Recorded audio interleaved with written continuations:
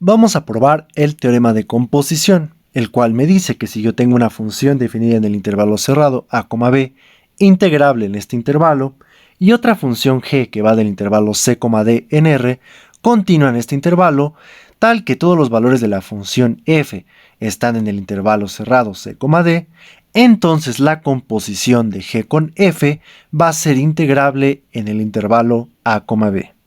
Comencemos, sean epsilon mayor que 0 y k igual al supremo del valor absoluto de los valores de la función g en todo el intervalo cerrado c, d.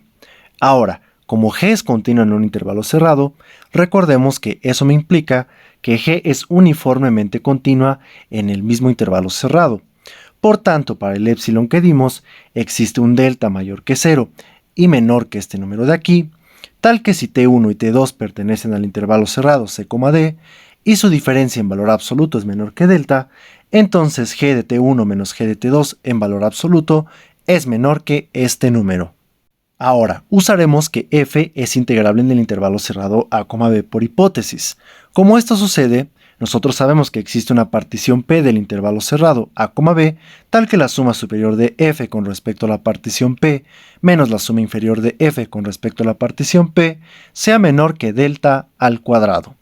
Supongamos que la partición se ve de esta forma. Por tanto, para cada k desde 1 hasta n, vamos a llamar como m mayúscula sub k igual al supremo de los valores de f en el subintervalo generado de esta forma, y m minúscula sub k va a ser el ínfimo de los valores de f, donde x está en este subintervalo generado. Por otro lado, m barra mayúscula sub k va a ser el supremo de los valores de g compuesta con f en el mismo intervalo generado por la partición, y m barra minúscula sub k va a ser el ínfimo de la composición en este subintervalo. Muy bien, ahora definamos a los siguientes dos conjuntos. A va a ser el conjunto de todos los k, tales que m mayúscula sub k menos m minúscula sub k sea menor que delta, mientras que B va a ser el conjunto de los k, tales que esta resta sea mayor o igual que delta. Ahora, tomemos un k en el conjunto A y x y y en el subintervalo generado de esta forma, correspondiente al valor k. Vamos a suponer sin pérdida de generalidad que f de y es menor o igual que f de x. Entonces este valor absoluto, debido a esto, es igual a f de x menos f de y. Pero pues f de x es menor o igual que m mayúscula sub k, pues es el supremo de los valores de f, y menos f de y es menor o igual que menos m minúscula sub k, pues m minúscula sub k es el ínfimo de los valores de f. Pero como k fue tomado en este intervalo, esta resta es menor que delta.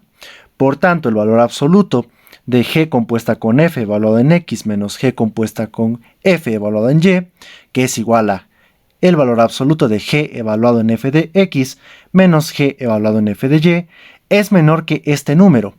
¿Esto por qué sucede? Recuerden que si nosotros tenemos dos puntos que están a distancia menor que delta, las imágenes bajo la función g deben estar a distancia menor que esta cantidad. Eso lo declaramos al principio.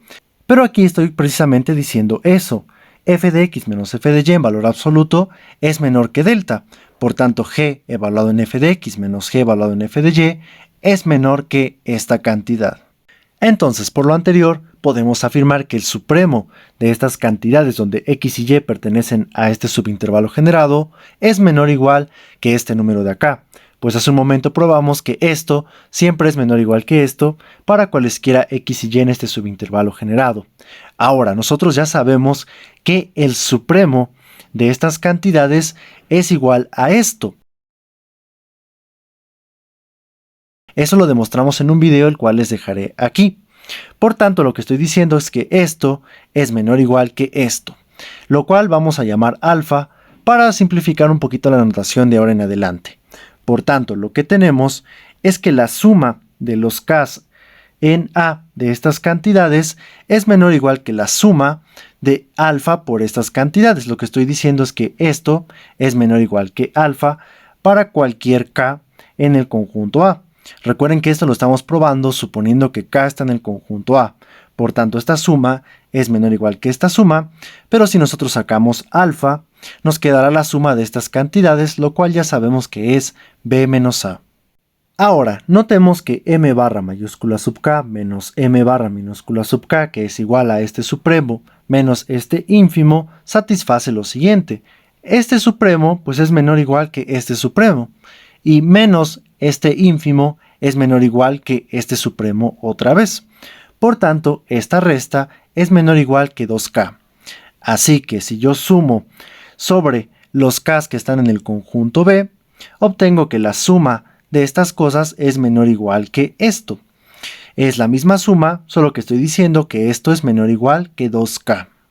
Por otro lado, quiero que multipliquen a esta suma por delta y la dividan por delta. Así obtenemos esto que tenemos aquí. Lo que quiero es tener a delta dentro de la suma. Pues recuerden, si k está en el conjunto B, esta resta es mayor o igual que delta. Es por eso que esta suma es menor o igual que esta. Ahora, esta suma es menor o igual que esta suma, pues noten que aquí estoy sumando sobre todos los índices k desde 1 hasta n, mientras que aquí estoy solamente sumando con los índices k que están en el conjunto B.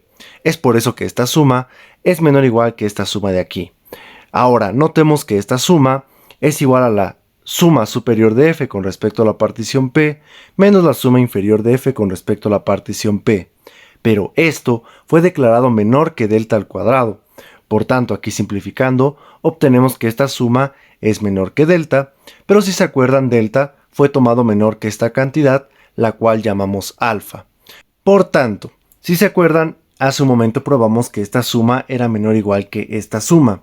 Si aquí nosotros sacamos el 2k, obtenemos esta suma de acá, la cual ya hemos visto que es menor que alfa. Por tanto, esta suma de acá es estrictamente menor que 2k por alfa. Finalmente, notemos que la suma superior de la composición de G con F con respecto a la partición P menos la suma inferior de la composición de G con F con respecto a la partición P es igual a esta suma. Noten un detalle, no lo mencioné, pero A unión B es igual a todo el conjunto de índices desde 1 hasta n. Por tanto, esta suma se puede separar como la suma donde los índices k estén en el conjunto A más la suma de los índices k que están en el conjunto B.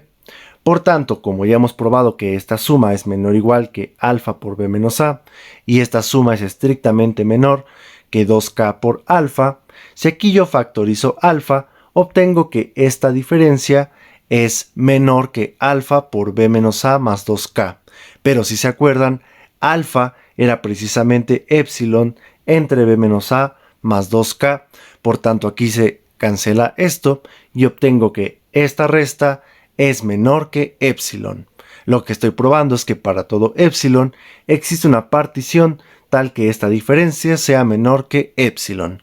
Y eso es probar que la composición de G con F es integrable en el intervalo cerrado A, B. Y así la prueba ha terminado.